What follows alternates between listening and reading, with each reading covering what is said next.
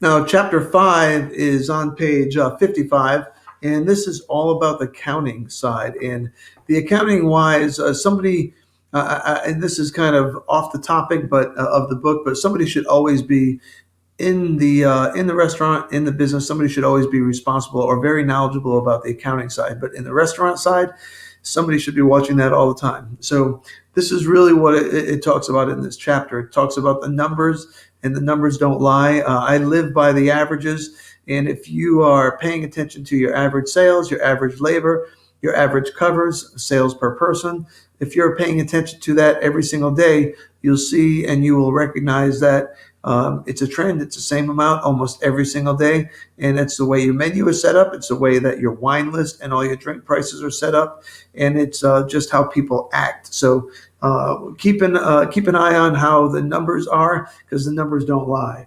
On page 56, I'm talking about the accounts payable. It's one of those areas that has to be well taken care of, because you don't want to be paying things unnecessarily and erroneously.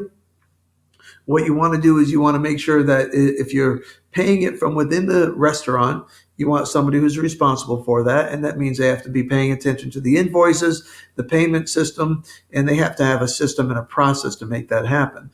Now, on the other hand, if you are sending it out to a CPA and you're faxing or emailing all the invoices every single day and they are punching it in, you still have to review it on a weekly or monthly basis to make sure it is accurate. Because if it's not, because even them, if it's a CPA, for example, they're working with 10 or 15 or 20 or 30 other companies, they could make a mistake. I've seen it happen before.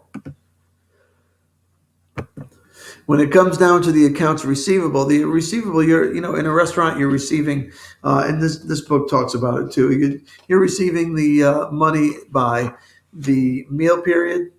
You're receiving it by gift cards. You're receiving food, beer, wine, and liquor. And really, that's it. Maybe you do some catering, but you don't have 50 different avenues of receivables coming in. It's the same thing over and over. And 99% of them are being rung up within the restaurant. So if you could figure out how to do maybe to go or something different that will help you gain a new area of sales, that's the best thing for you. So that really talks about that. And then in addition to that, it talks about some credit card disputes, and restaurants get them all the time. American Express allows people to basically call up and say, if you don't like something, you don't have to pay for it. And I've had it done to me in restaurants several times, and I wasn't aware of it. And that it's a guarantee that American Express has. So if you receive one of these little envelopes in the mail, it's your responsibility to make sure you follow up, because if not, they are just going to debit your American Express merchant statement. So that chapter is pretty slow. Pretty short, but there's a lot of information. That's about this book. There's a lot of information in the book with short pages in it as well. And we're going to go on to the next chapter.